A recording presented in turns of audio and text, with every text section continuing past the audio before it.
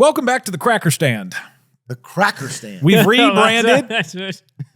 Wait a second. And we are thinking that actually Cracker Barrel themselves has done an excellent rebrand today in the wake of the Cracker Barrel rebrand and the incredible amount of backlash that has been shown. Is it woke? Is it woke? Is it woke? This is the question. I genuinely am Has not clear. Cracker Barrel gone woke? We are going to answer that question. We're going to get a little overview exactly what's going on with Cracker Barrel, but also we're going to ask, what are the worst rebrands of all time? This one has gotten a crazy amount of attention. So we've each brought 3 of what we think are the absolute worst rebrands. We're going to post them up on this board, and then we're going to see at the end, where do we feel Cracker Barrel's rebrands falls on the board? In the all-time list of good or bad In the all-time list. rebrands. Is Cracker Barrel better or worse than... I don't know. I'm curious what you guys brought. We don't know what each other brought. Yeah. Calling this show the Cracker Stand would be the worst. Yeah. I don't know if you need a ranking on that. You'd hate to have a slur in the Yeah, title. you'd You hate to know, have a this, slur. the show wouldn't make it very far. Hold on. I saw a tweet about this. Somebody was saying it was rebranded because of the... We're talking about soda crackers. That's what it's referring to. They didn't get rid of the word cracker, to be clear. They didn't? Oh, that's a good point. Oh, But that's just a terrible rebrand then. That's what a Cracker Barrel is. It's a barrel of soda crackers, just so people are aware, okay? We bring up this presentation, Barry. This, ladies and gentlemen, is the old Cracker Barrel logo. Got the sweet old man by the barrel. He could be the eponymous cracker. I don't know, but okay, there it is. Old country store evokes nostalgia, okay? A time gone past. This is the new Cracker Barrel logo seen here. So they didn't get rid of Cracker. They just made it a little more modern, millennial, and bland.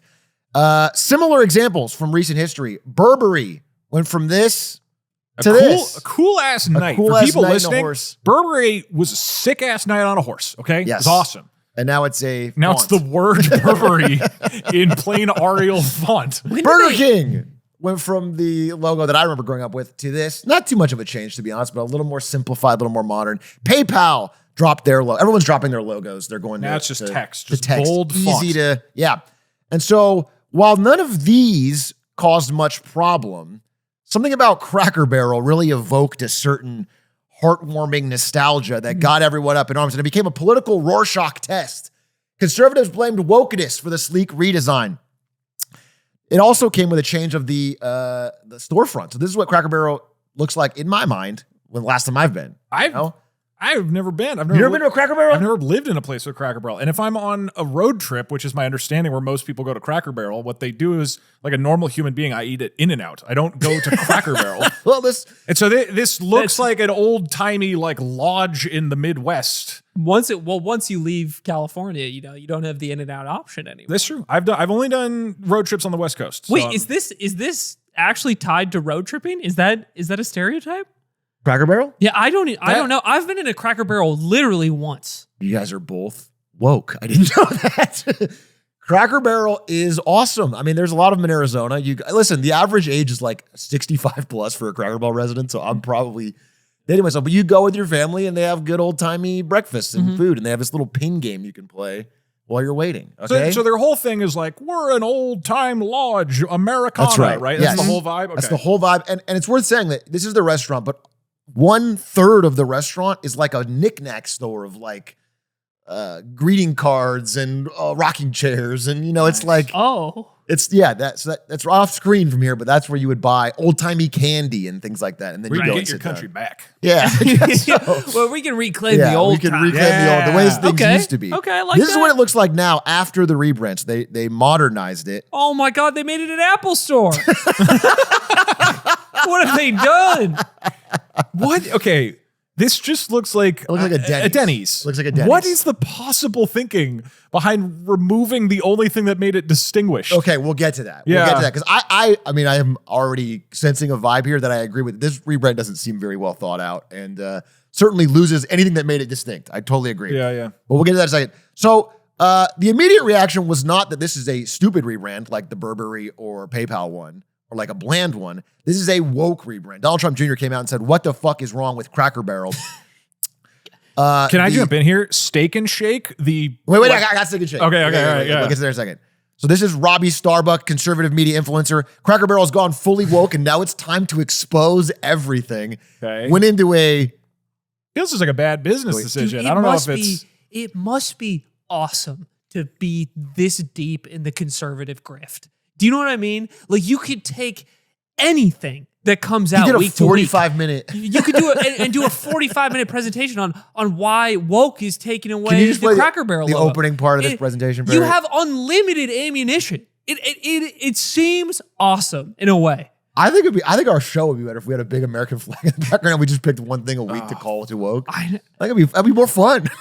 It'd be easier. It'd be easier. All right, let's see. Dead, lifeless, and modern. In a comedic way, as one friend said to me, they removed the cracker and the barrel, so what's left now? And the answer's nothingness. The same nothingness that the left wants you to stomach in every other facet of your life. What? And if you think this is just a logo change, you're wrong. If I think this is just a logo change, I'm wrong. And then he goes in 45 I'm minutes wrong. about how it's a symptom of how the left. I mean, symptom. I think. What isn't a symptom of woke? Yeah, I don't. I'm not clear. I don't know. The but he's very goalposts have passionate. shifted. I hate to be that guy, but have we not shifted the goalposts a little bit on what woke is? All right, so I haven't been. The stores are not full of Confederate flags, right? Am I missing something? No, it's not like it's deeply rooted. Because No, it was actually every Cracker Barrel used to have a giant statue of Robert E. Lee. Yeah. And they tore it And down. they've They taken them tackled it away. like the Saddam They've one. taken them By the way, away. I was looking this up because I just wasn't that familiar with Cracker Barrel, and everybody's talking about it like we're removing some historical piece. They've been around since 1969. It's like 50 years old. This is not an American treasure.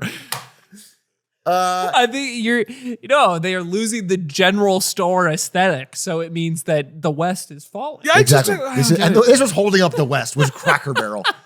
Newsmax, Firestorm opposition, huge backlash.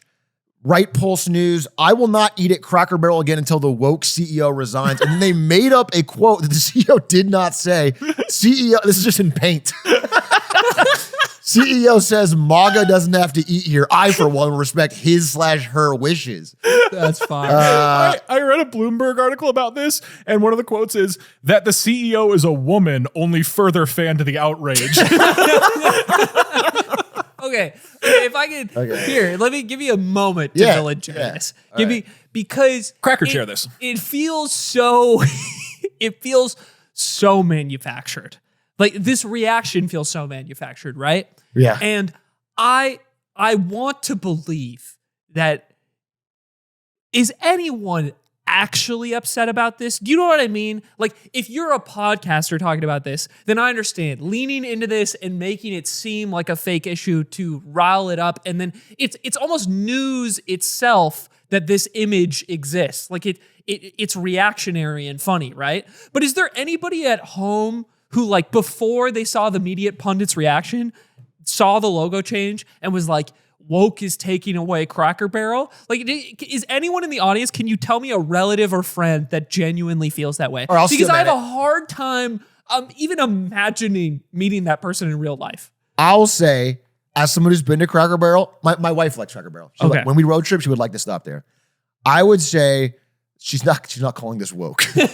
But I think this logo change and the store change is bad. Yes, I think a fan of the store who liked it would say this is bad. I can accept that. And so when you're in that phase where, like, I'm angry and mad about it, it's not hard to be like, and the woke. I see. So you're just redirecting. You're just kind of redirecting You're it. redirecting someone's actual anger. There's of, like, real their energy. general Yeah. store being turned into Apple Store. Yeah. And you're redirecting that anger, and it's like woke is making you feel this Yeah. way. I mean, would- I don't even think the rebrand is because of wokeness. I think it's because of illegal immigrants. Oh yeah.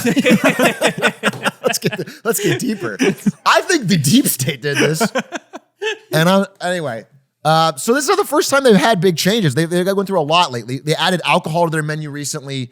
They've done menu changes. In fact, I went to a Cracker Barrel within the past year, and I was like, this place has gone woke. Because I looked at the menu, it didn't have the things I used to get when I was in Arizona. Right. And so they've also been, let me get to the larger picture here.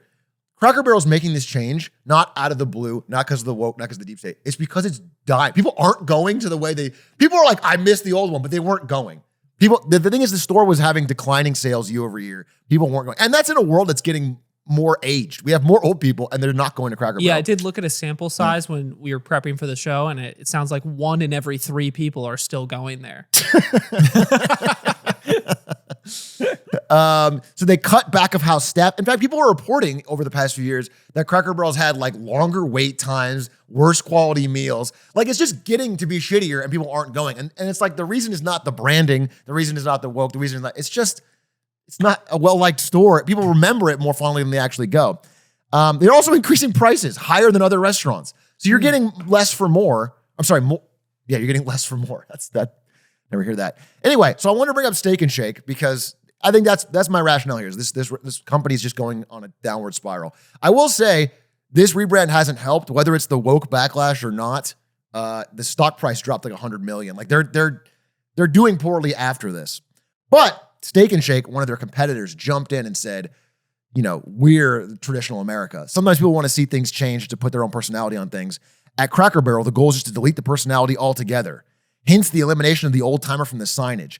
Heritage is what got Cracker Barrel this far, and now the CEO wants to just scrape it all away. At Steak and Shake, we take pride in our history, our families, and our American values. All are welcome. We will never market ourselves away from our past in a cheap effort to gain the approval of trend seekers. Which sounds awesome until you realize that Steak and Shake's logo is this and used to be this. They did exactly what Cracker Barrel has said, and Steak and Shake right now, as of today, making this tweet, is actually owned by private equity, Bulgari Holdings, who also owns 9.3% of Cracker Barrel and has been trying over and over to get control of the company. That is awesome. So all they want to do is drive down the stock price so they can get a hostile takeover more easily. It's crazy because it's so funny. If you look at the comments on this Steak and Shake thing, it's like all these people being like, respect. Time to find my nearest Steak and Shake. This is how you win. Solid. It's like you're just being played. You're being played. This guy does not care about American someone on a Twitter blue checked account named America Memed with a shirtless man, but with the head of an eagle and an America flag. actually badass. Dude, you couldn't write this hard. 10 years ago. It actually you goes could so not hard. write this satire and have think people. it's awesome. Anyway. Bulgari Holdings, nothing more American than that, and they are trying to save Cracker Barrel by getting a hostile takeover of the shares. Anyway, we're caught up, all right? There's actually not too much more to the story, despite the 45 minutes that Robbie Starbuck can do on it. It's a rebrand. People don't really like it. The company's in bad straits. They'll probably roll it back. And maybe they'll get a new Coke situation where everyone's like, I love Cracker Barrel. They'll get a again. new cracker on Yeah. the A new logo. cracker, yeah. Okay, you know how just 5 seconds ago we were wondering if they would actually roll it back? They rolled it back minutes after we finished recording this podcast. So we're including this now so you know that it's updated. You just use this as like your way to re-enter the news cycle, and then people actually are paying more If attention. it works, than man, they were. might do it. But realistically, they're still going to suck. I mean, like, companies like Chili's are doing really well right now in the same space because people feel like they're getting more for less money. Cracker Barrel, they don't feel like that. People aren't shopping there. So whatever they do, they have to fix the core problem of the restaurant not being appealing. Anyway, I'm sorry. You have anything to say? You have anything to add? No, I think Yeah. this rebrand's pretty bad, and I want to hear even worse rebrands or better rebrands. I don't know. Yeah. Aiden, you want to start? Yeah, where we've does it fall? Okay, so we've each selected 3 of the worst rebrands that we could think of, and did a little digging on, as to how it turned out and how we would rate them against this. My first company, Johnson & Johnson.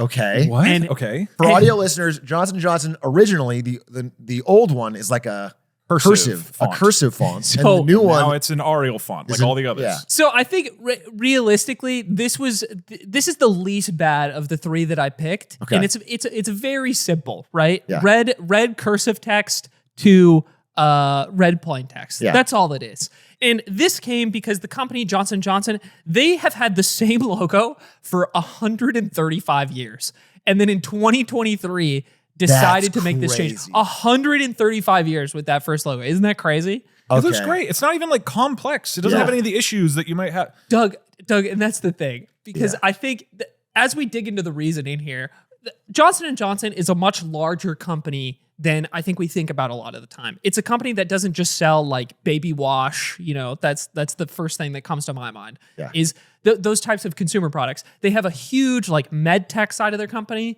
and a huge pharma side of their company. Okay. They famously made the worst of the vaccines that you were allowed to take for a while. The only one that caught, Dude, I remember when everyone was vaccine shaming based on which one. Yeah. You were a cooler person if you had Pfizer. Yeah, if you were J&J pleb. Are you poor? I love all the like stuff and like conspiracy stuff around vaccines, and it's like they did make a bad one. They took that one back. Famously, they made a vaccine that was so bad that it had to get recalled. And in an effort to merge these different sections of their company, they changed like the branding of their pharma side of their company, and they wanted to unify everything. And then when they did that, they switched to this logo. And I think something funny about these large companies is they spend so much money on these rebrands and like reorganizing it. And in a blog post from the company, they explained a few things behind this. So I wanted to read just a couple quotes from that blog post as to why Johnson & Johnson changed their logo. The logo. The new logo is modernized for this next chapter. Each letter is drawn in one pen stroke, creating a contrast that delivers both a sense of unexpectedness and humanity. The company will embrace both the long and short form versions of the logo, expanding and building more equity around a short form J&J to show up in more personal, contemporary ways, especially in digital interfaces. It's so personable and contemporary. And then my favorite, ampersand. The new ampersand captures a caring human nature. It now presents itself as more globally recognizable symbol and represents the openness of the brand, as well as the connections that that bring the company's purpose to life. Dude, what a fucking job. I think, look, can we just be real? This is why they changed it. People can't read fucking cursive anymore. That's why they changed it. We have reached an era of society where most people are uncomfortable with cursive writing, and they decided to change the logo. I think it's a lot of language to say that. And I think for people, naturally who You don't see the openness of the ampersand? You don't see You're the not being very open to the It just ampersand. feels like it doesn't have a lot of openness. Am I crazy? Dude, It's it feels- bigger. They made it bigger. Can you imagine getting paid like $30 million to type in Times New Roman Johnson & Johnson and print it out? That is not an exaggeration. No. These companies get paid this much. It's millions for these rebrands. They made each one in one pen stroke. They wouldn't dare type it out. I honestly, I think this is one of the least bad because I think while there was some pushback, I don't think that anyone is like that deep of a fan of Johnson & Johnson to like care, right? Yeah. And I think if you were just glancing at stuff in the supermarket, you might not even notice in your peripheral that they changed anything. I hadn't noticed. Right, exactly. Right? It's not.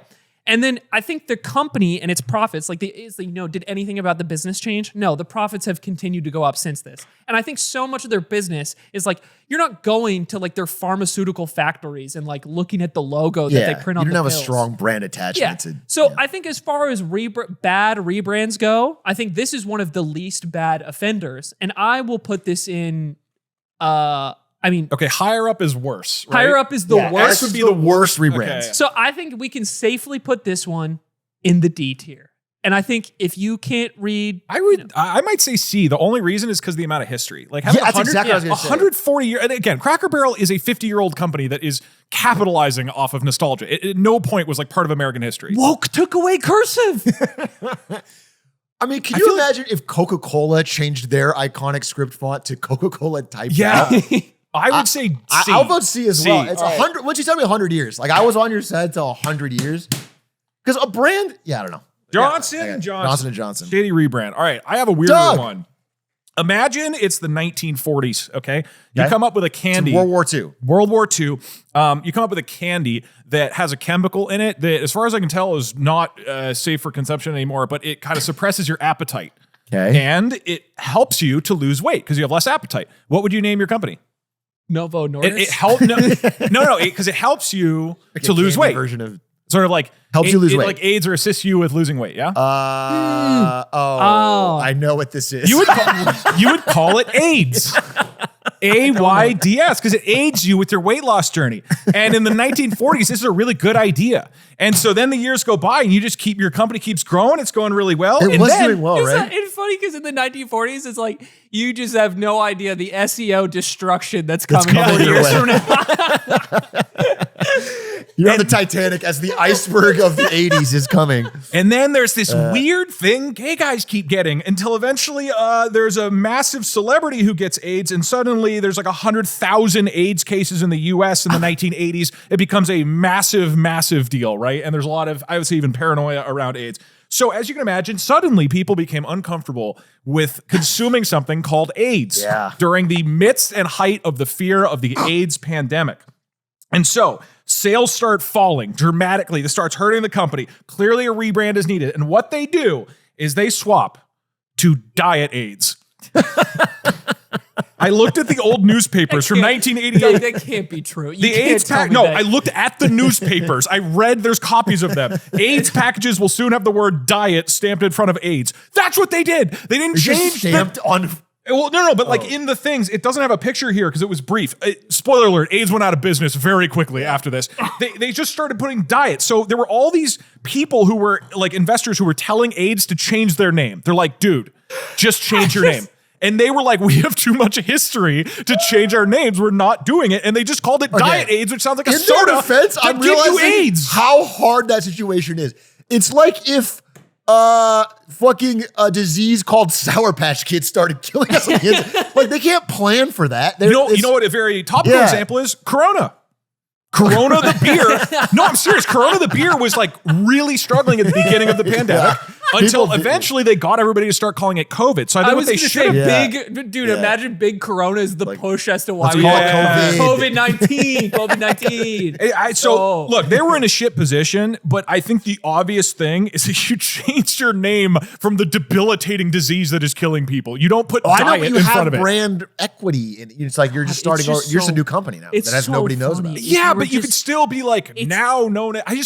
Putting diet AIDS. No, I agree. And by the way, I checked. Diet Coke was out at this time, so people already knew that Diet Blank is like a soda. So calling it's like I'm just picturing the world where you have like you're launching your new soda company in the 90s, and you're like, yeah, what if we called it SARS? Yeah. No. It's Diet SARS. Diet Cherry SARS. It's good.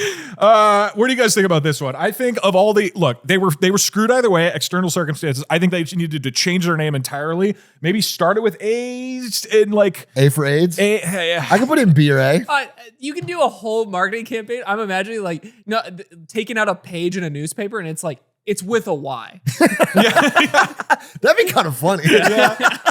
So I should mention, because of AIDS, the disease, this did briefly boost sales and then promptly crashed them. There was like a brief period where people are like, oh, cool, AIDS. Like, I'm more aware of that. It's in the consciousness. Oh, because of that reason. I would give it an A or a B. Aiden, where you feel? That has to go an A. Because you're looking the problem dead in the face and saying, no, we will continue on. Saying diet. Yeah. This diet will do it. Okay. I don't know my order. I'm just going to pick a random one. Oh, classic. Okay. This one is possibly, should I save it? No, this one is possibly monetarily one of the worst rebrands of all time. Most companies do a rebrand when times are tough. This is a company that did a rebrand when times were good and got no result for it. This is Tropicana Orange Juice. You're right. In 2009, this is the Great Recession, but orange juice sales were good. They got rid of the iconic orange with a straw out of it and put a glass of orange juice on the front. Now, this rebrand is not just the logo, which was, I guess, worse, more bland, more basic. Oh, yeah, the actual Tropicana text. But they also changed the package design. And this is a big problem because people reported in the grocery store aisle, they thought this was either a fake knockoff or cheap or a different product. They were like, why is it no longer pure premium and now 100% orange? Am I getting something worse? So sales dropped 20% literally overnight, like within a month of this rebrand. People stopped picking up Tropicana at the stores. They spent, I found it out, $35 million on the rebrand. Then they spent another $30 million on advertisements for the rebrand. Then they lost $50 million in sales immediately. And then they backtracked. So, Perry, if you could pull up a slide, or you can pull up my screen, actually. This is what it looked like in the store. So you could tell not only was it... oh my God. It was also every variant became blandified. You couldn't tell which one you were buying. It's all the same carton. Yeah. It's basically all the same color. They have like, For audio listeners, it's like the original one is like it's an orange with a straw in it. The Tropicana text is very fun, and then there's a giant block of color on the carton to indicate what variation it is. And the new one is all the same with a tiny thin strip of color at the top. I think the best example is like imagine first day of school in like 4th grade, and you open a fresh new pack of markers you've just gotten. It's like a 24 pack. You open it up, all of the tops are black. and there's like a tiny red thing that says red. And this is what I'm looking at basically.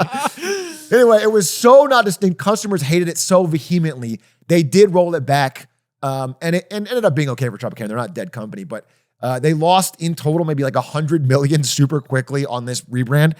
And when they recently did a new rebrand, so this is 2009, they recently did a new one in 2003, they kept the memory of this pain very sharply in there. This is their new rebrand. They basically changed, they're like, okay, we're keeping the orange, we're keeping the straw, we're adding more color, so the new rebrand's great. I think this is awesome, but I'm more bringing out that this one was one of the worst ones I could find of all time. Dude, that's S for me. Yeah. This is truly abysmal.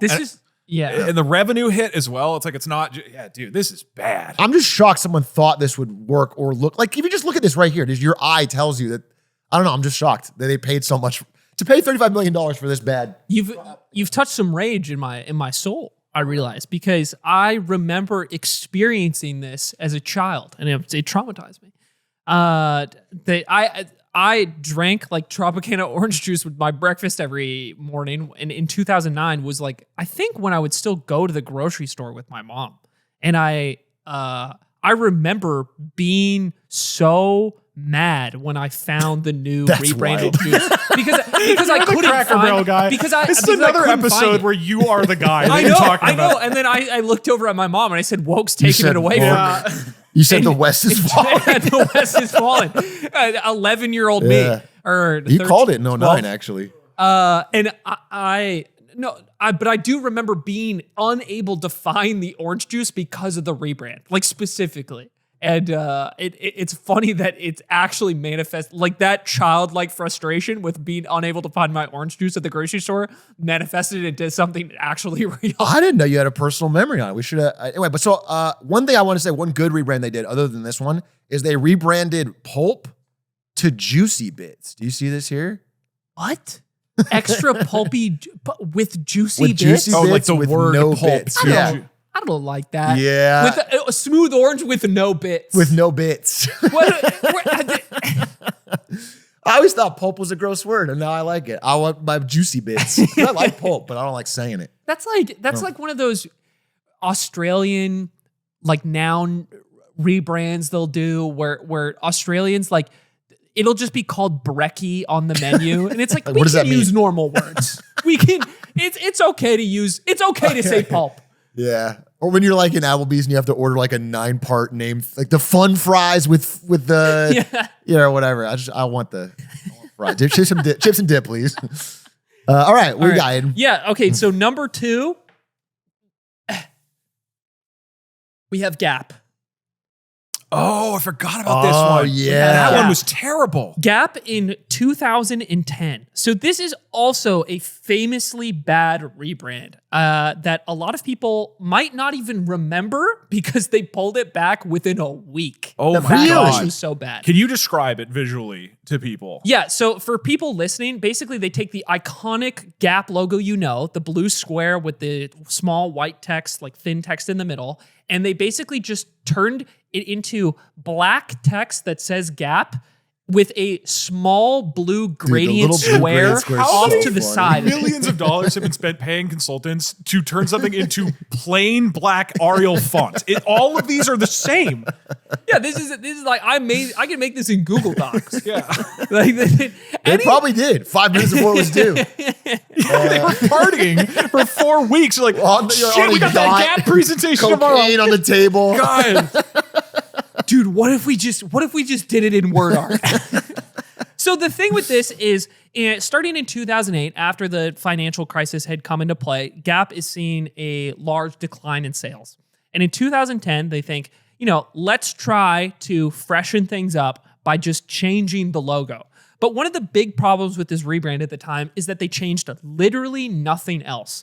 This logo change came with no announcement, no explanation as to why they did it, no reason as to why this was specifically the logo. Nothing changed inside the stores. There was literally nothing besides them changing the logo. And estimates range in how much this cost them. The scary number you will see online is they spent $100 million on this rebrand. However, if you look a little closer to that, that seems to be an overestimate. Okay. That was the expected spend with all the reprinting and things that they were going to have to do. But they didn't with do it. Following through the execution of the logo. But it's estimated to be tens of millions that they spent on the rebrand up until that point. To which, after a week, they just walked it back and went back to the old logo. They also saw a 10% dip in their stock price when this happened. And I think it was, there was a comment in the former director of marketing at Netflix when he saw this, or when he was evaluating it, said, rather than make a strategic shift followed by a signal to consumers, they just signaled first, which only served to confuse consumers more. People saw the same website, the same stores with the same merchandise, with a lot of the merchandise with the old logo still. And then, but all of that painted under this new logo. It just didn't make any sense. And I think this is a good example of, if it's not broke, like don't fix it. I think there's maybe a stronger argument of like, if sales were declining, the company wasn't in a good spot. Like maybe you do need to revisit something, but to just do this with no explanation. If it is broke and you want to fix it so you can change the brand to signify that, you have to change other things to tell the consumer this is different now, check us out. But if they go and see the same stuff with a new logo, you just lost your... Did you also throw a temper tantrum when you went in Gap? This is only a week long, so I don't even remember. It's funny because even if you were a really big fan of the brand, like it's like if you were like an adult or like a kid not on social media or like not checking Gap's you wouldn't website, even notice. You might not even have known this happened because they revoked it so quickly. It would have been funny though if we had a Slumdog Millionaire thing where every one of these you have a different memory from your childhood. This is how this traumatically affected me. It's like finally I have an outlet for this. Like as brand. we start describing it, his eyes widen like I forgot. No. Like the guy in Ratatouille. Yeah. And so I would personally put this one, I think because they walked it back and they didn't have to live with the consequences for very long, I would put it in like B. B feels solid. B sounds fine. Yeah, to this me. is just middle of the line terrible. Yeah. Look, my next one is simple. If you're an electronics store, you got to feel like you're modern and you're hip and they are the place to go for people wanting the future, which is why when Radio Shack, the electronics company, started to really struggle, right? Like kind of in the early days, they were a little more like do-it-yourself kind of vibe, but they were late to like the digital media. They were late to make they didn't make a website until 1999, which is kind of crazy for a company that is trying to sell electronics and be modern. So in 2009, they launched a campaign where their new nickname is The Shack. They dropped the radio and they just call themselves The Shack. And I would argue that this actually does not help modernize things. And it might sound like it's like something in Jerry's backyard that you would try to avoid and not an electronics store that you should go to. I'm going to go get my new TV at the Shack. Sounds like you're stealing it or something. Sounds like it sounds like you're going to rob them or that you're buying. It's like fenced goods. It's like you're winking when you say it. Like I'm going to the Shack. Yeah.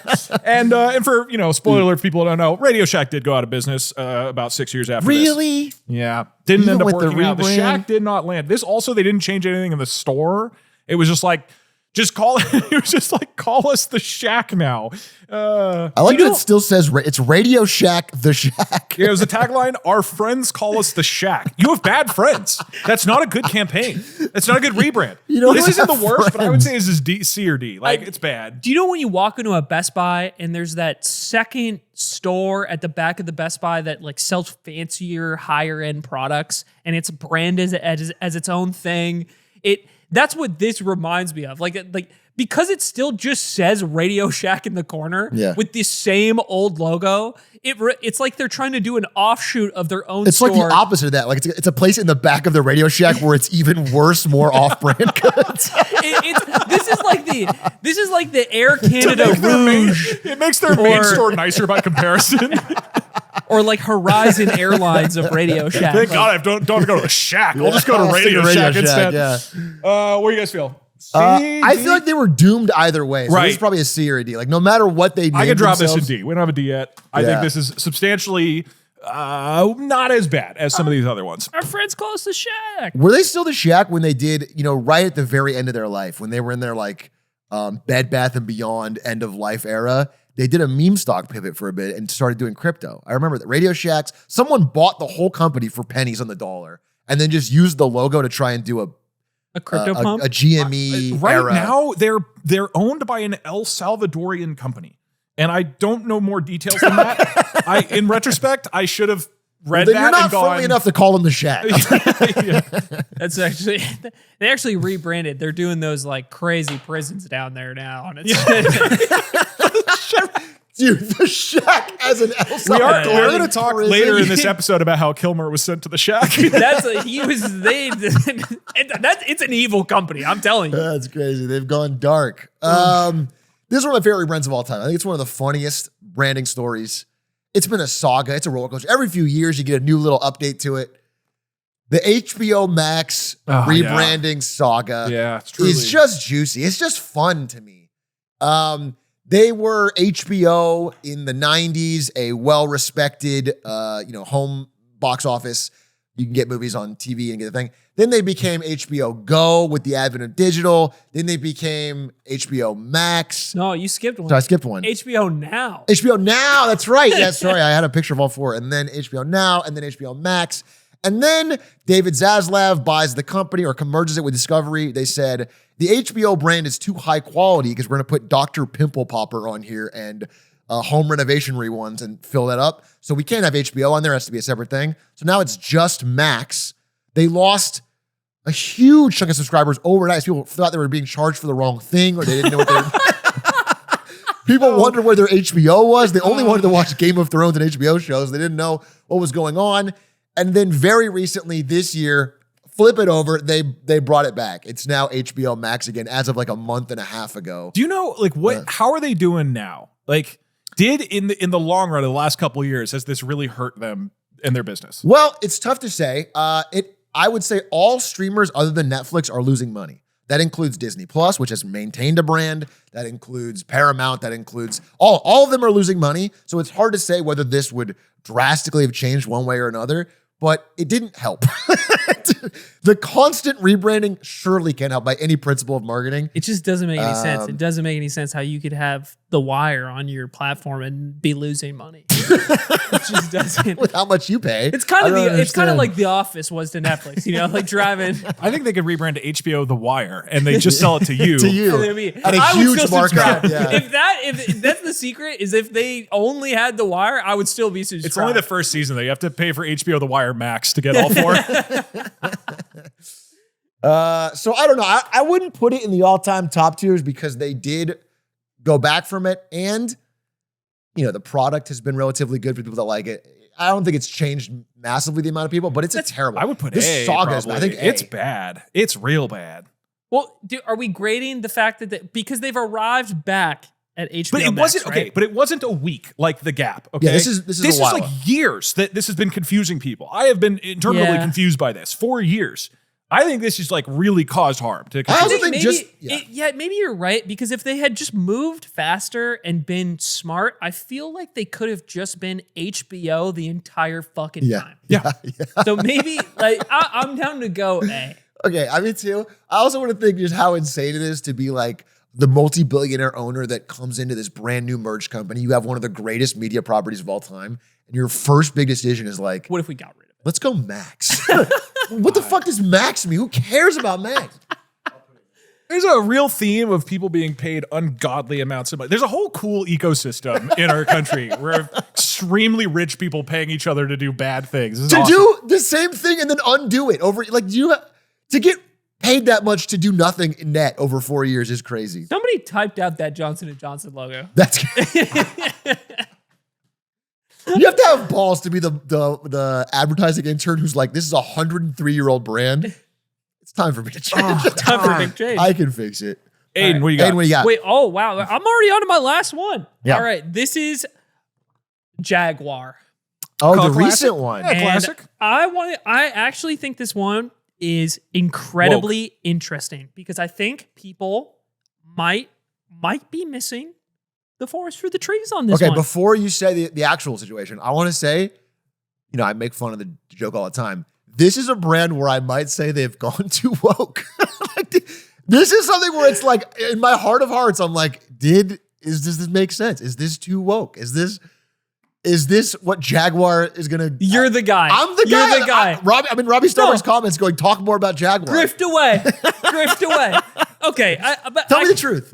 Okay. Let's take just the surface level reaction to this, right? Okay. I believe what they did was they announced the rebrand. Wasn't it at the Super Bowl? Wasn't this a Super Bowl ad when This they was initially showed it? last year, right? This Or is like at 9 the months end of ago. last Perry, year? if you pull this up, we're gonna have this on the background. Like it is extremely It was an extreme bizarre. departure, I will It say. is incredibly bizarre. It is a crazy ad for a car company. You have no idea that it's going to be Jaguar until the very end. You don't see, I believe, a single car in this ad until the very end. It's I like think. a Wes Anderson film. Yeah. Like everybody is dressed like a Tropicana carton. Everybody is It says dre- The Good every- Job. everybody is dressed how Tropicana should have stayed. I'm sorry, the there whole was time. no car. That's just a There's rock at the no end. car. No, and there's this is at the Super Bowl. Yeah, so Yeah. no car in the ad the entire time, and this ad received a lot of controversy when it came out because people were like, this doesn't make any fucking sense. Like, there's no car. This is you're not showing us anything except this new logo. And then also as of April of 2025. There was a 98% drop in sales in Europe of Jaguars. Wow. They went from selling 1,960 units in April 24 to 49 in April of 25. Wow. Wow. Now, that initially looks really bad, right? It does. But the reason that that's the case is because they stopped making cars after this rebrand. They no longer produced anymore. They actually didn't have many cars to That's sell, why period. There's no car in cars. the ad because they Yeah. they couldn't afford one. What would have been cool though is if they said what they do now. Yeah, what do they do? if they Yeah. Which you don't get from this ad. But the whole point of this campaign and this repositioning is Jaguar has been going downhill in terms of their sales for a long, long time. This is not a powerful brand that is, heavily recognized or has the oomph that it used to Sure. decades ago. And they're realizing that they need to seriously reposition themselves. The parent company of Jaguar is a company called Tata of India. Yeah. And the overall owner also happens to own Land Rover, and their huge moneymaker is the Range Rover. And Jaguar's vehicles and the SUV that Jaguar tried to produce and enter into the popular SUV market was not performing well. And it wasn't making the company any money. So they're like, you guys need to re-strategize. So the plan right now with this rebrand is they're pivoting away from their old existing customer base. They're going in a completely new direction where they go for more expensive, higher end, all electric luxury vehicles. And they don't have an actual model officially announced right now. They have a placeholder, concept model that they've shown off, but I think they're not releasing or showing the new actual car they're going to sell until later this year.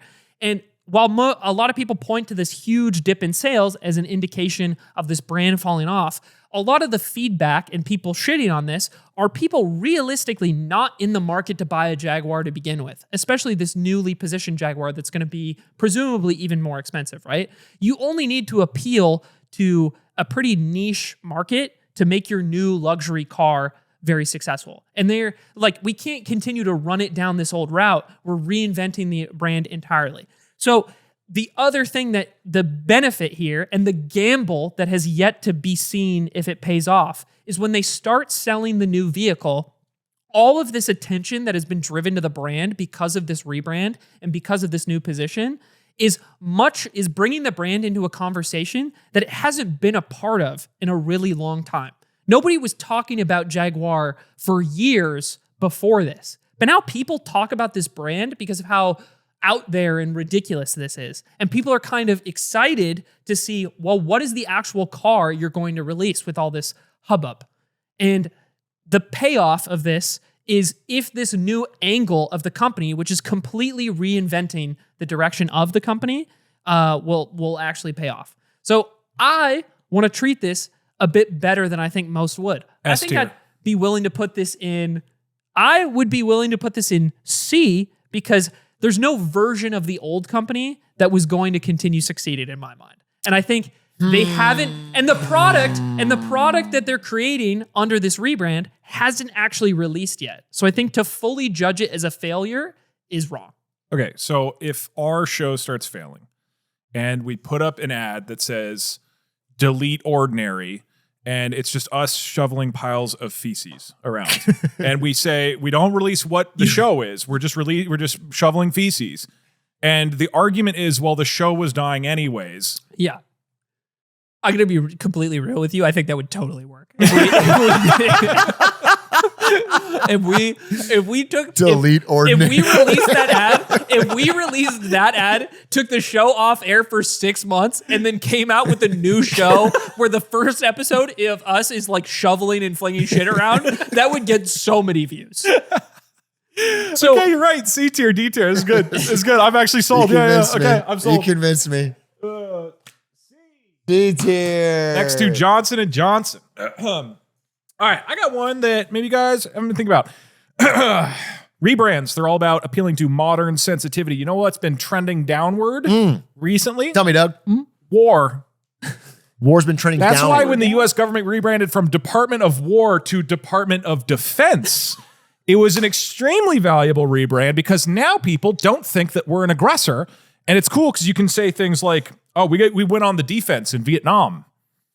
It used to be called the Department of War? Up until 1949, the U.S. government called it the Department of War.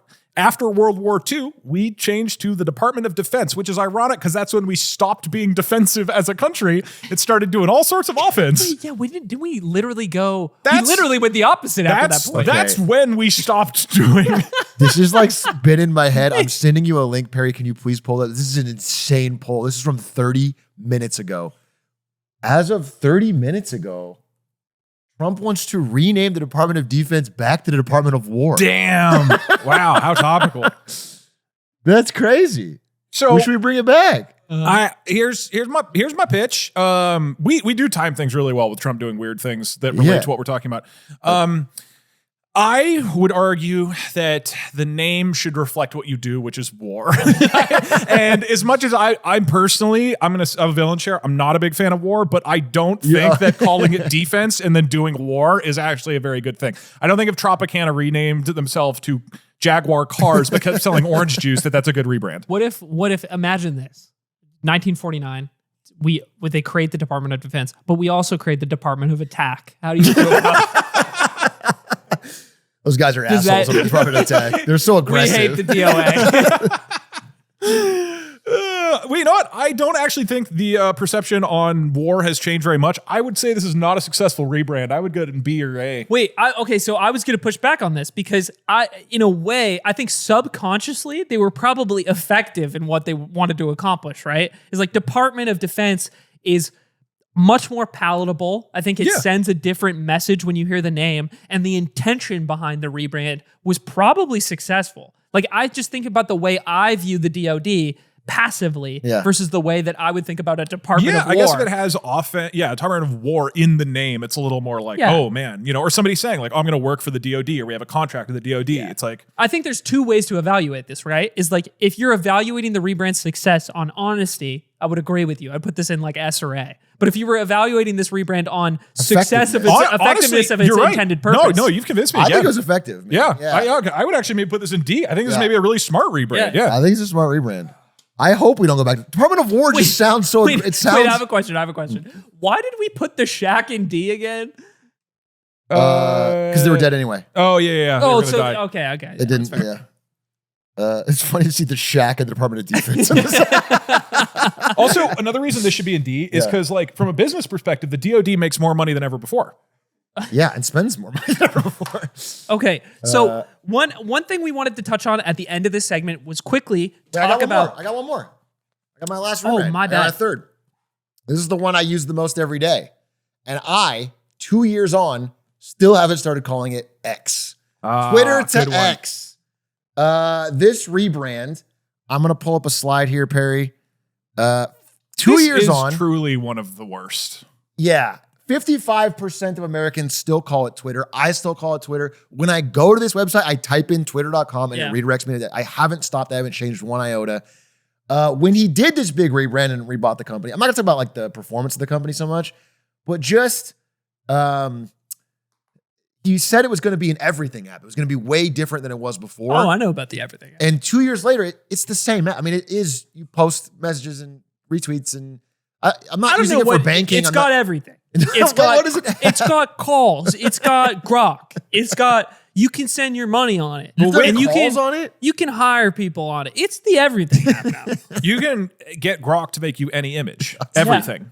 You can make an image of your banking. Twitter before couldn't make Mario smoking weed. After could. And that's why Consider this logo had to die.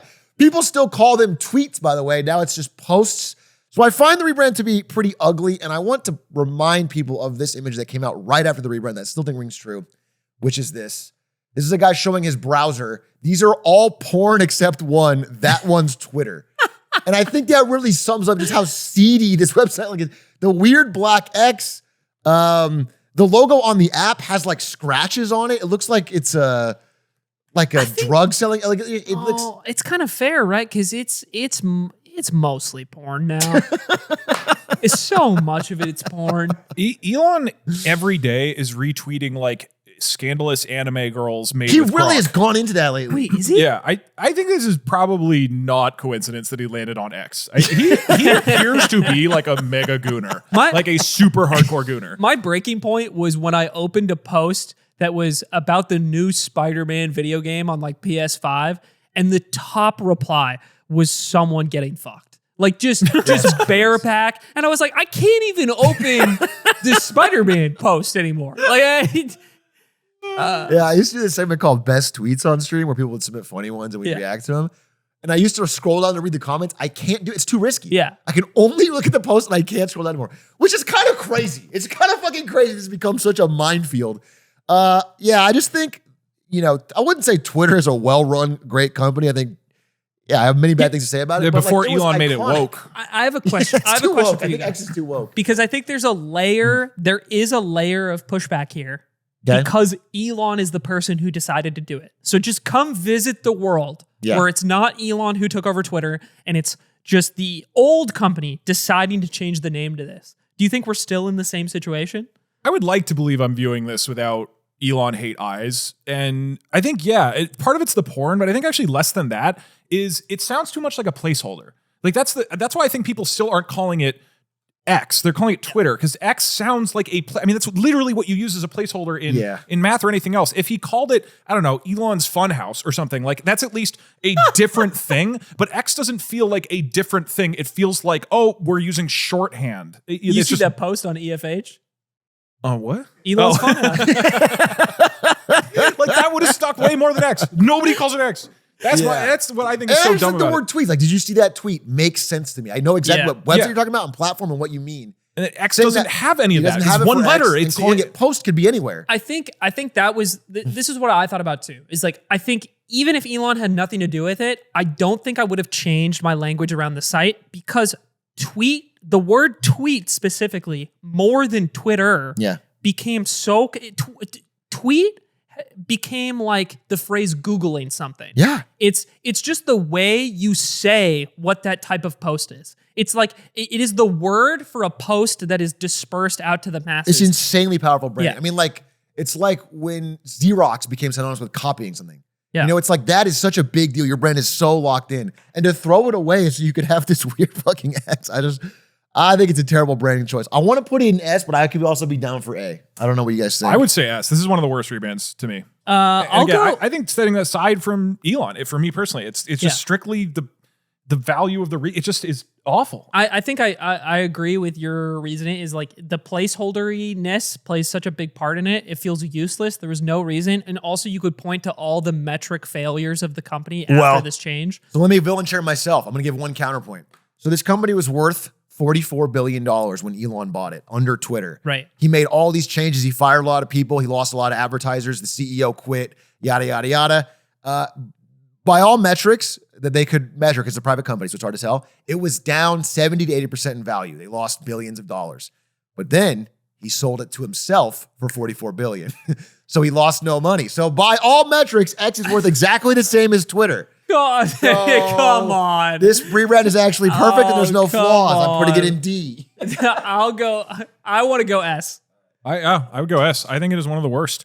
All right, well, before we move on to our good ones, we also brought a couple just so we're not, just ragging on things all the time. Yeah. We now come back to Cracker Barrel. We've gotten some history. This has actually been really informative. I've enjoyed this a lot. These were good. I don't know how you guys feel. I do not think this is one of the worst rebrands of all time, but it's kind of up there. I do not think it's as bad as Tropicana or X, but I think it's on the same as AIDS and HBO Max. And here's my argument. I think HBO Max to Max, that's changing the branding in a way that's confusing, but the product stayed the same. With Cracker Barrel, what they are doing is changing the style, and that's the only appeal of their company in the first place. So I think they're dropping the fundamental product entirely. I'd say Cracker Barrel's AIDS. Cracker Barrel.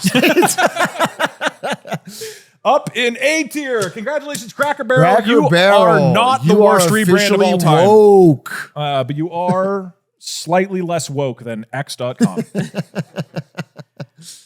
One caveat. If 1 week from now they roll it back, let's put it with Gap because they did the same thing. Do you know what I'm saying? Yeah, if they roll it I back. feel like they're going to roll it back, but we'll see. We'll see. The problem is they right. changed all the stores. All right, good ones. Couple good ones. Okay, my quick one. This is actually, I think I might have needed to go further back here. This is not the logo change that I wanted to show. Okay. If you look up the oldest, we can probably show this in the edit. The oldest Spotify logo, it looks like shit. It looks like a child drew the logo across like paper and their bad handwriting on it. It's just very disorderly, and I think it's meant to represent something similar to like music notes. If you have You my can see it in the screen. upper left-hand corner of that image. I think it just looks terrible, dude. Looks like the old Yahoo logo. That is a Yeah. terrible logo. So that was Spotify's first logo, and I think their rebrand to basically these two things. Spotify feels like. It does look like it's Spotify. It looks terrible. That's a terrible logo. I think it just looks bad. It feels bad. The shade of green is kind of weird. And Spotify's new logo is great. I think it's great. they've had just a solid, they made it a little more basic over time, but I loved this rebrand and it only complemented the company as it got larger and larger and larger. So I say no issues there. I had forgotten that old logo even existed, to be honest, and it is truly it's horrific. ugly. That's a good one. How about you, Doug? All right. We are Americans. I'm going to crash out on the Europeans for a second. All right. True. We're fucking dumb, okay? We can't remember all your fucking names, all right? We have the capacity to know 3 countries total outside of America. France. Usually it's Canada, Africa. Mexico, Canada. and Canada. Which is why I'm glad that Holland has rebranded to the Netherlands.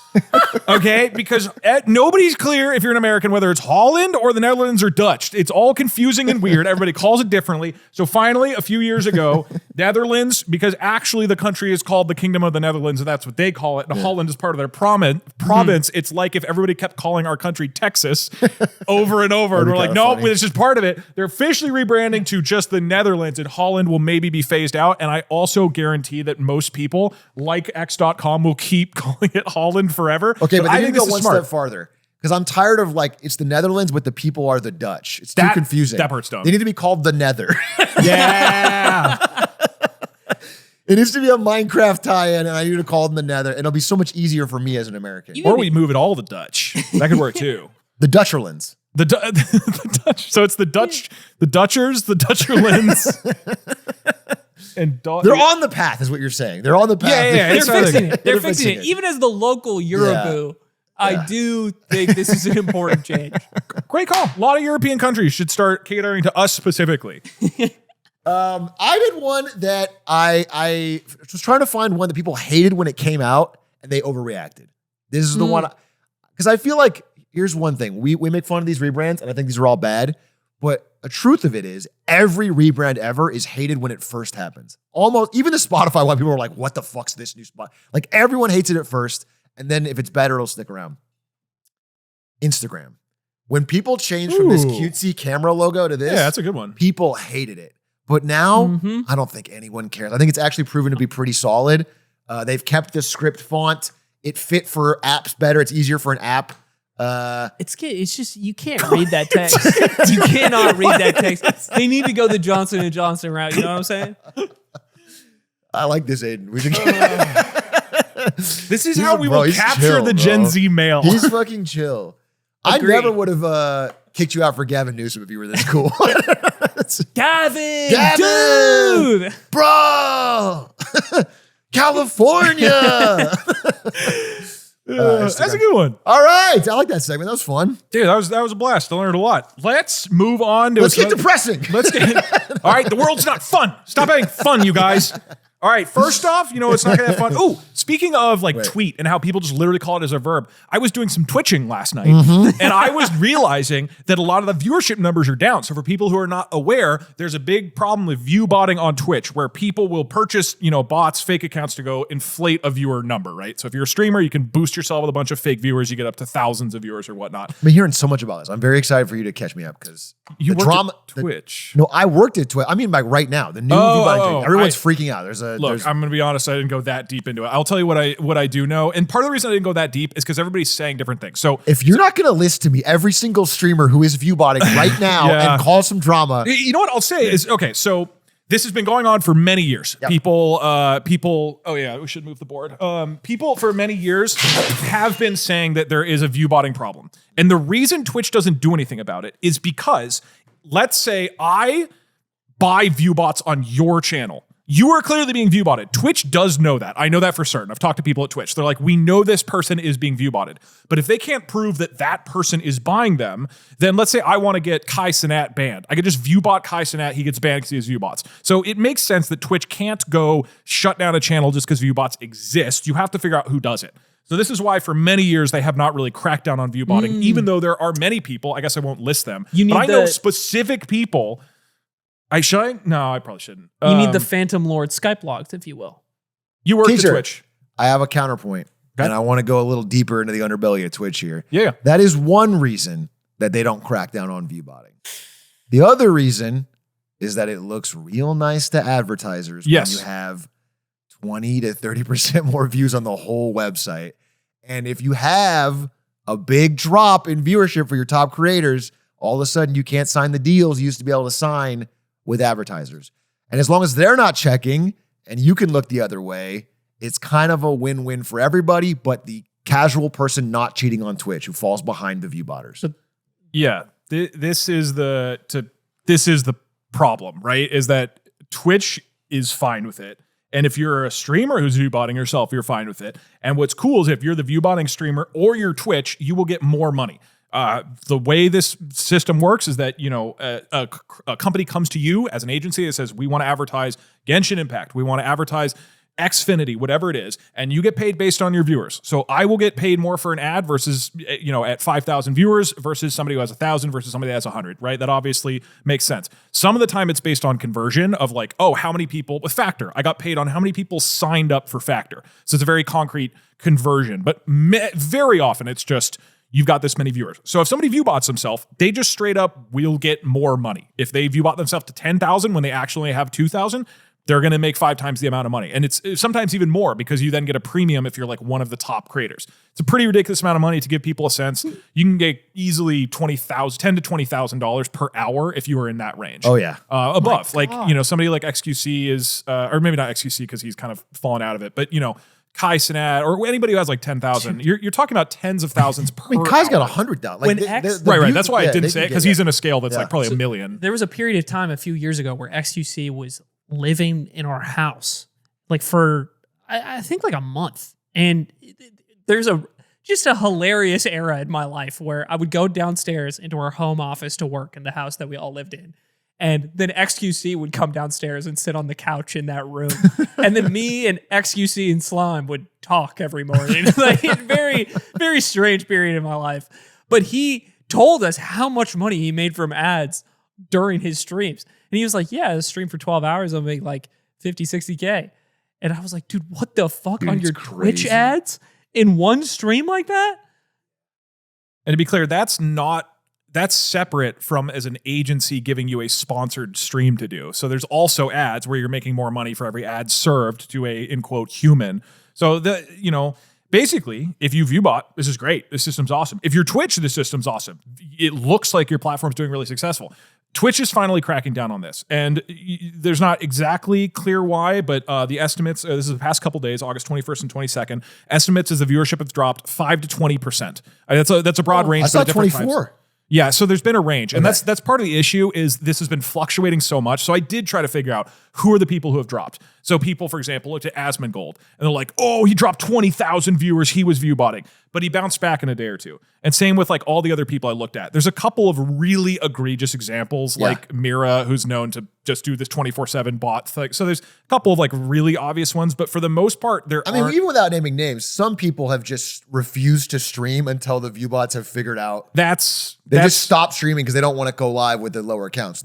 There's that. There's a number of successful streamers who coincidentally have not been streaming over the past week or two because they might go live with half the viewers and everybody's going to go, oh, okay, we know what's going on. Streamers can't even take a vacation anymore without scrutiny. It doesn't make any... vacation coincidentally timed right when they crack down on ViewBots. It's already the hardest job in the world, and you guys are just coming in to... You're actually spitting. You're right.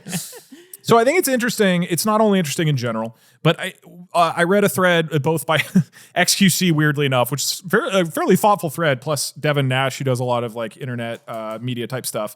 And the argument is basically, look, this works for a couple of years. You can trick a bunch of big companies into coming into Twitch and spending a bunch of money on ads or sponsoring the guy with 20,000 viewers and pay them, $50,000 an hour or whatever. But if those viewers aren't real, if a third of the viewers are not real, then they aren't going to get the actual returns that they should on their advertising dollars. And they will compare that to YouTube or Instagram or Twitter, and they will see concrete results of like, well, when we spend this much on Twitch, we don't get that much back. And so eventually they start leaving the ecosystem. And the argument is the past few years, you've started to see that where advertisers are leaving Twitch. Twitch itself has not released numbers that I can find. Over the time they realized they didn't work. Yeah, exactly. Yeah. This is very similar. We talked about this on one of our Patreon episodes a few weeks ago, where in esports right now, there's been this shift in the way viewership is collected. Over time, the largest esports have allowed people to co-stream or restream their largest events.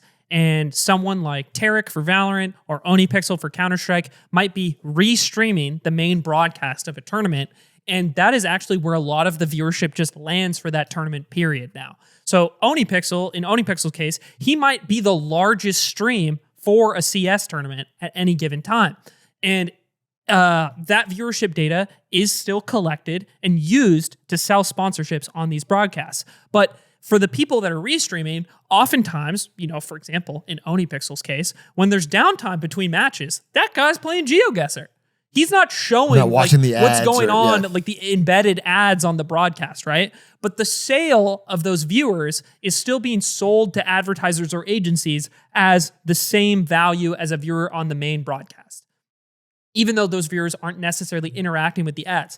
And the same goes for this situation where everybody involved in the system basically has no incentive to raise the flag, right? Other than maybe long-term health of the ecosystem. Right. But for short-term gains, everybody involved in this process, whether you're like at the agency, making this or spending the money for a brand that you're marketing on behalf of, you get to look like you've done your job and like made some sort of big deal. The person on the other end, on the other agency making the sale, gets a commission and brings the money in. And then the streamers or the platforms or the esports that are getting the deals make money on their end. Yeah. Everybody is making more money. So when that's the case, it's hard. Everybody wants to ride the gravy train until it finally cracks for some reason. Which is why I think if you pull this up, Perry, there's some evidence that Twitch has already undone the change. So I've been looking at specific channels and seeing their drop, and there's a major drop on August 21st and 22nd. Yeah. And then it bounced back. These are the dips where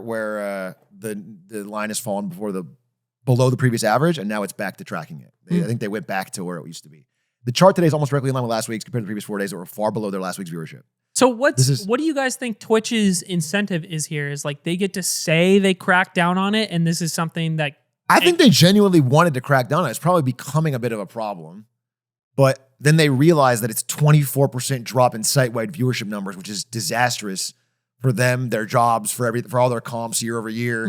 They've put themselves in a fucked situation. Yeah. They can't get out of this. To fix it now there is a deeply entrenched valid belief amongst advertisers that you are paying for a bunch of bots when you go on Twitch, that a large percentage of it. So you need to unwind that while also not making your company look like it's suddenly failing because everybody's a bot. Like, I don't know what you do. It's like the fictional tech company in Succession run by the Swedish guy, and they find out that his entire success of his platform is actually just 90% of his users are botted. But they've like all like gotten so far, you know, they're all in so deep that most people just want to hide the fact that the users are fake and like keep the grift going.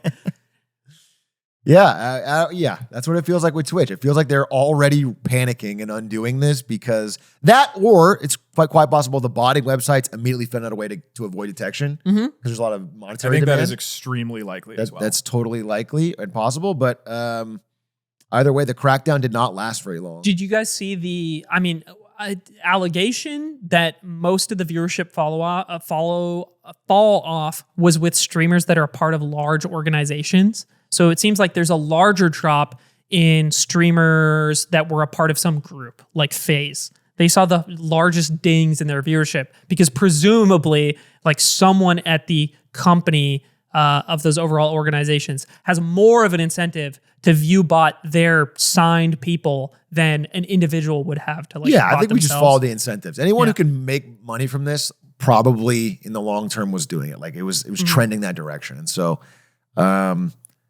Yeah, it sucks. I mean, it really does suck for people on Twitch trying to get discovered without it because then you're just never you're underneath a layer of view-botted people that are always at the top. Yeah. And there's no real way to get out. Or anybody who's legitimate because our ad rates will go down. Like the whole industry will suffer because everybody's getting burned and they don't, they're going to know if my viewers are bots or not. Like they have to it's tough assume either way because Twitch is like barely at the threshold of big enough to even be on the radar of some of these big companies. Like Twitch only gets 2 million concurrents a day or something like that. Like it's solid, but and it's dropping. It's like it had this huge spike in 2020 and it has been slowly but steadily dropping. I didn't know that. I didn't know it was still dropping. Yeah. I thought it was going back up again. No. Still dropping? I saw the number like literally yesterday. 2025 is the worst since 2019. I mean, it's like wow. It's bad. And I have been streaming less. Yeah, it's because of you.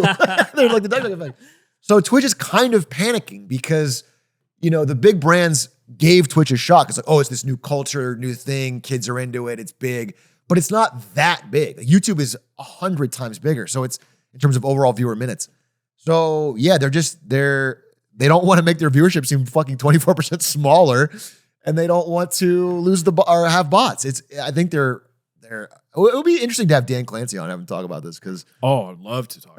So interesting. And then we could ask him some hard-hitting questions. Clancyville. It's the only subject for 40 minutes. Well, stepping out to Twitch, probably the most important American company. Cracker right Barrel, now. Woke, and Twitch are Cracker the two Barrel, most important Woke, things. Twitch, but secondary to all of these things, Intel. Yeah. Intel. And I wanted to hear a little bit about, you had been doing some like background on Intel and also wanted to follow up on the government's ownership in them. Yeah. All right. So we already talked about this briefly last week, so I will keep it brief. The government, the federal government, the United States now owns part of Intel. We own a 10%. company, which is funny coming from the Republicans because it's a pretty socialist thing to do. And Did you see Gavin Newsom's? No, what do you say? He put an image of Trump in front of a communist flag saying, all hell, our socialist leader is not like It's really That's pretty fine. It's really bizarre to come from the Republicans who are cheering this on. So quick history of why Intel specifically, because we talked last week about the idea of the government buying a company and having part in it and how this is not standard for an American company. This is not the norm. The US government doesn't just like hold companies unless it's fully owned. Intel's a bit different. We all know Intel, presumably, because we're all, gamers and it runs our computers and everything. And Intel Got me. What? They burned me too many times, bro. I went to AMD this you went to year. AMD? I hated AMD because I was an NVIDIA guy, obviously, but now I'm NVIDIA, AMD, dual. Because I can't stand Intel, bro. And I'll continue on, but they're woke. I knew it. Okay, so Intel comes out as microchip manufacturer. Microchips are unbelievably complex and hard to make. If you go watch a YouTube video about it, watching a video about how microchips are made sounds like in a movie or a TV show where they have like the science hacker who is intentionally saying things that make no sense. And at the end, somebody's like, in English, scientist. It's like that, but real and for 10 straight minutes. On into the Glaxifier. It's that. Like I have a decent amount of technical knowledge, and even I am like, what the fuck is going on? It is truly baffling how complex it is to make microchips. We are doing it at like nano scale. We are making a city into a chip. It is unbelievable. So very hard stuff.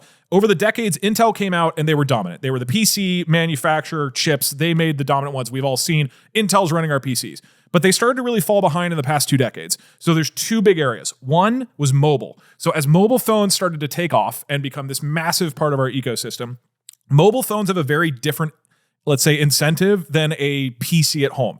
What matters the most is battery. But what Intel had done is made chips that were incredibly good at like doing tasks that are really complex and doing them fast, but use a lot of battery, use a lot of power. And so Intel's chips were not actually very good at mobile computing because they're just going to burn through a mobile device's battery really fast. So ARM came in, which is this British manufacturer, made a different instruction set architecture, basically a different system for making chips, and said, we're doing this specifically for mobile. And ARM now dominates mobile chips. So basically any computer chip that goes into a mobile device, Intel has nothing to do with. It's other companies like Apple or Samsung who are using ARM's architecture and they're making mobile. So as the mobile, device has exploded over the past couple decades, Intel has been completely left in the dark. They've tried multiple times to make like a mobile version of their architecture. Didn't work. They couldn't do it. So that was the first big failure. And the second one is now AI. So AI is coming out. And what do you want with AI? Well, AI is not about doing a couple things really, really well. It's about doing billions of math equations. So if you buy, let's say, a 16-core processor from Intel, you buy that for your computer, you can roughly think of this as 16 guys who are really smart, who can do tasks for you. And that's really good if you're doing Photoshop or browsing the internet or whatever else. You're only doing a couple things. But if you're trying to do AI, you actually just need like a billion math equations to be done. So would you rather have 16 really smart guys to do a billion math equations or 100,000 dumb guys who can do math equations? Why would I, as a man, want 16 men in my PC? 16 women, maybe. Hot women. So instead of these 16 guys in an Intel processor, because again, it's made for the PC, that's what they've fundamentally been building. In a GPU like NVIDIA has, the whole point of it is that instead of having a 16-core processor, there'll be thousands of cores. Each core is a hot woman who can just do linear algebra, okay? And nothing else. And so... Turn that around. Just, dude. And so if the entire thing underpinning AI, which it is linear algebra and doing just an absolute shit ton of these equations, the NVIDIA chip, even though it was originally meant for gaming, happens to be the exact same thing. It happens to be a chip that is designed to do a billion short, simple math equations, but can't handle the complex stuff. So Intel is really good at their niche and has failed at both mobile and AI because they are fundamentally designed for something else. This is like the exact speech Jensen Huang gave to all the new hires day. Well, I'm not kidding. Really? He didn't say hot women in the cards. But he basically said, he's like, the Moore's Law fell apart for Intel. Yep. They're not useful for this thing. Yeah, exactly. I mean, they went through some things you did. Yeah, it's funny. And so that's all well and good. But again, coming back to manufacturing chips. Now, if you are Trump or anybody who is trying to figure out the future of America, I think everybody is on the same page. AI is going to be very important to the future, whether you like it or not. In that headspace, you need to be able to manufacture computer chips. Even setting aside AI, right now, if we weren't able to manufacture any computer chips, like computers run our society, I right? was gonna say, even if you took this element out of the equation, right? So much of basic technology and especially like defense technology rests in your ability to create chips like Yes. Everything now runs on chips. Everything that we do. I mean, our fucking toasters have chips. Like everything has our cars have chips. 80% of them are made in Taiwan. And Taiwan is stone's throw away from China, which is our largest geopolitical rival, and wants Taiwan. Yes. And you can't allow that risk. And some say it's a part of China. Some say China's West Taiwan. G, if you happen to be listening and pondering whether you want to come on the show. Please let us in when we come in a few months. So there's It's up in the air, and we need to visit to figure it out. And honestly, I'm really open to the idea that Taiwan If China is let a us in, we would inalienable for part sure of think China. Taiwan Yeah, is 100%. part of China. I'm saying that if I was treated in a certain way, Yeah, my political views could be shifted. 100%. That's true. We can be bought, G. We want to modernize our views. We want to Cracker Barrel redesign them for the modern age. Tim Pool, I'm looking at you, baby. You did it. You Rebranding paved the way. If we get $100,000 a month from Xi Jinping to talk, Oh yeah. we just do. I would. No, we won't do that. I would do that. Turn the hat back around, bro. Be Aiden again. I'm a soy cuck who wouldn't compromise my beliefs about Taiwan for we could be so Dude, rich. you're so woke. But okay, so Yeah, real quick, So why does Intel specifically matter? There's all these companies around the world that make chips. Well, the thing is, there's the designing a chip, which is you come up with how it's going to work and power your device. And then there is actually making the thing. Actually making the thing is unbelievably, obscenely hard. Yep. Intel is able to make their own chips. They actually manufacture them in America, and essentially no one else does. The only other companies that are making chips go to Taiwan, and they ask TSMC, the Taiwanese company, to make them because they currently make the most advanced ones. There's also Samsung, but Samsung is even then largely, using TSMC. So the only company in America, the only American company that can make a chip is Intel. And so if you view, if for example, suddenly Taiwan was cut off from America for some reason, we would not have any more NVIDIA chips. They're all made in Taiwan by TSMC. We would not have most of the chips that we use for mobile devices or our fridge or our cars or whatever else, right? So it is an existential threat. And the only company left that can do it is Intel. And they are floundering. They are getting worse. They're falling behind TSMC in their ability to make them. They aren't doing well in AI. They aren't doing well in mobile, but they are the only one in America who can make them.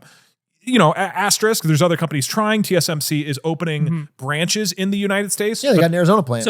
But they aren't caught up yet. And again, that company relies on TSMC. If TSMC suddenly was taken by China right now, it is, to my knowledge, at least a couple months ago, unlikely that those plants would really do much. I also have a loose understanding that, through the CHIPS Act that was passed under Biden, the idea is we're going to give a lot of support and money to not only TSMC to come over and create this new factory in Arizona, but give a lot of money to support Intel. Yes. And they haven't done very well with that so far, Yes. which is part of the reason why the buy-in is happening now. Right. Yeah. So Biden already with the CHIPS Act was like, we're going to give a bunch of money to these companies. We're going to try to get foreign chip manufacturers to build factories in America. We're going to try to get our American chip companies to make more here. And we're going to help Intel make sure they can open a whole other factory. We'll make sure it happens with the money. The money isn't happening. So one approach to this is you say, Intel, you're sucking balls. You're going to die. We're not helping you. And another approach is to just give them more money, which is what the CHIPS Act was, the Trump administration says, here's another $40 billion, like get it done. Make that chip plant in Ohio. And a third option is they buy or take part of Intel. And that's what happened. And the CEO of Intel basically said, you, the United States government, can have 10% of our company. And this is a very weird precedent that kind of makes sense as a national security point of view and is also super weird. To be clear, they did buy it. The U.S. government was not handed 10%. Trump said that happened, but what actually happened is there was $9 billion left over of CHIPS Act money that didn't get dispersed to Intel because they didn't reach one of those milestones. Oh. There was a milestone they didn't reach. So it's kind of like they didn't know what so to the do with CHIPS grant is now purchasing part of it. The $9 billion leftover CHIPS grant that wasn't set to be given to Intel, Trump was like, well, that's free money. I mean, you got $9 billion lying You got it around. sitting around. So he used it to buy, not at market value, slightly below market value, so maybe there was some sort of deal there, but he bought 300 million shares of Intel. And so they got 10%. Has there been any plan, publicly communicated plan about what this ownership means and the way it's supposed to affect the company? Other than a general idea that things are supposed to. No. Everybody in the room, including it's Perry, crazy to just imagine laughed. there'd be a plan because at the beginning of this month, he was calling the CEO a Chinese spy who needs to step down. After one meeting, this is like a week ago. yeah, this is all so recent. A week ago, he called the CEO. What? He clearly compromised and needed to resign. Is he compromised? No, we can talk about Lip Bhutan. Lip Bhutan, look, while he was working at Cadence, which is a company that helps create the software to design chips, very important company, he was very successful. He may have given some tech to a Chinese military university, okay? Okay. And he did do that. And that is the concern. And he's now saying like, look, we it was above board and there was a slight mistake there and yada yada. But Didn't we he all seems do like he's that fine. growing up? Never gave a little tax to the Chinese. Never I lived gave in a a military little. base growing up. I was selling secrets left and right. A little money on the side. They would come to my door. They'd be I like, think I afforded golden "Do you have and anything?" perfect dark. That's all weird. I'm with you from last week, Atrioc, which is just, it feels very strange for the U.S. government to pick winners. And by buying 10% of Intel and now having influence over the way the company's operated, it's like, in theory, you want to encourage lots of different companies to try to compete and do this successfully. And it just feels weird that now the US government will be incentivized to make Intel succeed more so than others. It is interesting. So I want to contrast this a bit with my understanding of the Chinese approach to these things. And we just read a book. We released a book club episode called The House of Huawei, which is about Huawei, a giant telecom and consumer product company that exists primarily in China but all over the world. And they, in that book, lay out the ways the government has influence in Chinese companies. But one of the examples it gives is that Huawei, this private company, still requires to have you have to have party members who are on the board inside your company who are there to sort of dictate values of the party or influence direction of the company based on what the party desires, even though the company is technically private. And China doesn't actually own that company, though. They have influence through that mechanism. And if we look at an industry like EVs, China's primary approach wasn't to, take over the private market within their country. They laid out a bunch of incentives and subsidies for the entire supply chain behind EVs and encouraged basically as many companies as possible to proliferate and chase the EV dream. And now have as companies came out of that winners, certain ones becoming particularly successful, they pulled back the subsidies and are letting the winners run, basically. And I think this is a very different situation rather than creating an environment where a bunch of these companies might pop up and compete in the future. They are picking the winner and we need to bet on this single horse and primarily lean on that as being successful. And I understand also that the Chinese approach that I just described literally took over the place of many, many years, right? You can't create a bunch of new chip manufacturers and companies overnight. But I do think that this doesn't seem like it's laying the groundwork for a bunch of companies to come out successful 10, 20 years from now. Yeah, I agree. I think I talked about this on stream. I'm obviously against it. I think it's leads to a lot of conflicts of interest. And so this guy on my Reddit, I don't know if you can pull my screen here. He brought up a Denmark company as an example, where he said, he wanted to support what I was saying about conflict of interest and a trap of failure. Oh, a Dutch company. Basically, what I said was that, if you're Trump and you negotiate this deal and you get 10% of Intel, you can't realistically, politically let Intel fail. So if the money you give them isn't enough or they need more, or you have to put your thumb on the scale in more ways, you will continue to throw good money after bad to keep this national champion afloat, which kind of puts them in a situation where they're not really under market pressure to get better or improve at all. Right. And so this happened to this Denmark company. I don't know. You know how to pronounce this? Orsted? How am I with the O with the line through it? Ørsted, Okay. I think It that was always originally known as Dong Energy. But Anyway, I might the be wrong. Danish state had 50% of the stake, and it was considered strategically important for Denmark's green energy transition. The idea was to secure national interests by tying government directly to a key industrial player. But governments don't act like other shareholders. They've continually run into trouble with huge cost overruns, collapsing U.S. ambitions, and massive write-downs. The stock plunged 80% in 5 years, down 40% year to date. So they had to keep issuing new shares to stay alive, and the government had to keep stepping in with additional 30 billion DKK, 4.3 billion US, in liquidity support to stabilize the company. It's the same slippery slope Atrioc warns about with Intel. Once the government is financially and politically tied to a company, failure is no longer an option.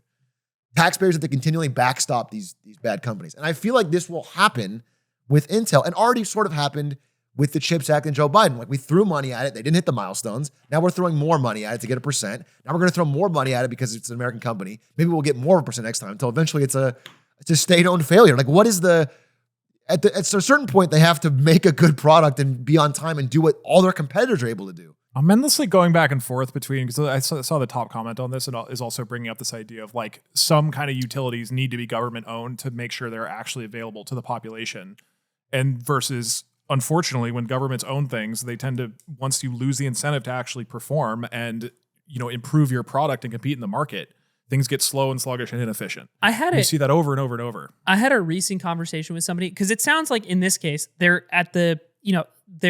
developing they're helping Denmark's energy transition, right? They're developing new technology and helping push towards this goal of like a greener society. It reminds me of a conversation I had a while ago about co-ops with somebody, and they were explaining how the co-op structure of businesses makes the most sense when you have an existing business that is very solid, stable, doesn't need to make any drastic improvements or changes to its business model, and just brings in some sort of consistent revenue for a consistent service.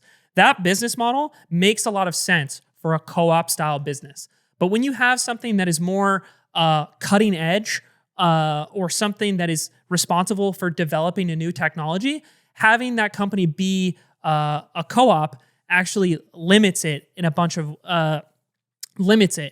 ways. And I think this is similar, where these companies that are responsible for innovation and developing some sort of key technology for a national security interest actually are hurt by being nationally owned because of this all-in like sunk cost fallacy issue of, well, if they aren't subject to the same market pressures to get anything done, but you feel obligated to keep pumping in whatever you need to sustain them.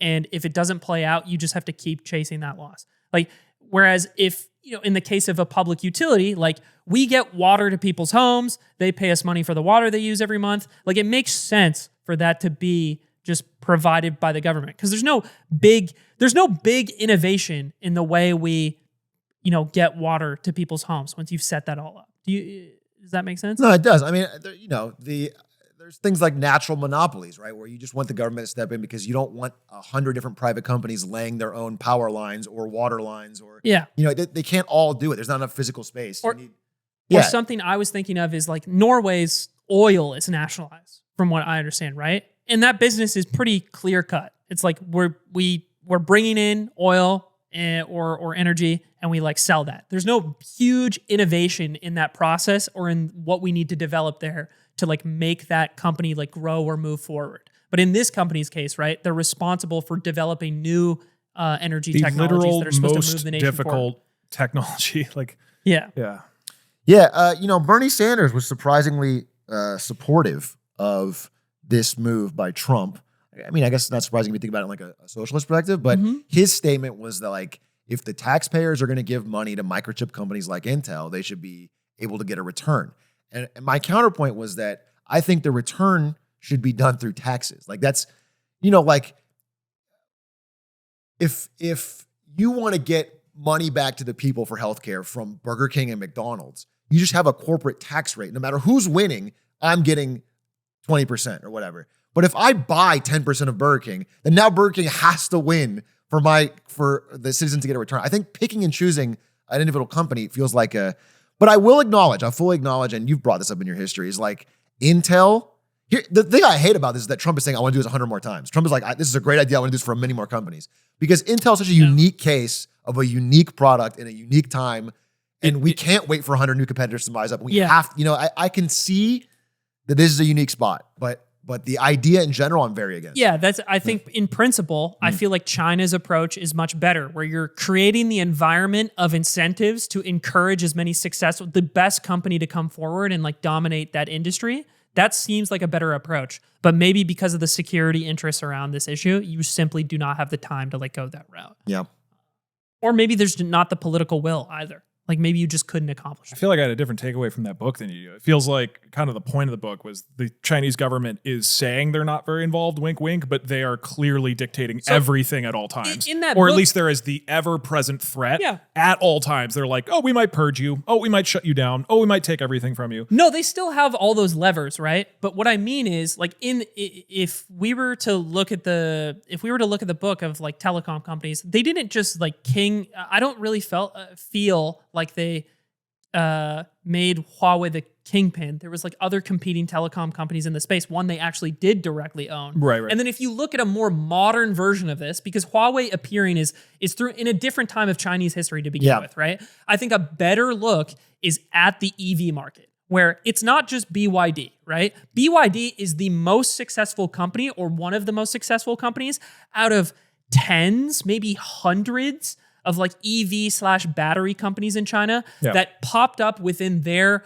private-ish market that was built upon the incentives and subsidies that they created. Now, at the end of the day, do they have a bunch of ways of moderating and pulling levers on companies within that environment that don't exist in America? 100%. Yeah, but that initial baseline, they created a marketplace and let the competition do the work. That is what China did for that market. Yeah, and they subsidize those marketplaces. Yeah, and the same thing for solar companies that exist in China as well. I would agree. I think the EV market in China in the past few years has been one of the most competitive markets of anything in the world lately. Like, it is the most real example of companies fighting brutally over price and innovation and quality to try and gain market share. And the winner is the consumer because they get more cars to choose from at better prices. I think it is working. I think that system works. I wouldn't say for everything China does, but for EVs, and I think there's something to be learned from that. And I think it's the opposite of what we're doing with Denso. Yeah, this is not what we're doing. This is a failing company at the end of its cycle that we're going to buy into. Guys, we're running low on time. There's many more things to discuss in the world, so we'll probably have to talk about it on the Patreon and on next week's episode. I want to talk about Trump nationalizing or federalizing the National Guard, Abrego Garcia, whether another brand has gone woke. There's a lot of things. But I don't know if there's any other topics you guys want to bring up or what, but what's the... I'm so unclear on what going woke means now. I wonder if we've gone woke. I don't know if this episode has gone woke. I don't know if you went woke when you turned your backwards hat around. Is this woke now? I don't know. Tell me. I can't tell if you're more or less woke. The goalposts have shifted so far, and if you want to find out where they've shifted, you can join us on future episodes. We'll see you guys next time. Thanks for watching, Lemonades. Bye.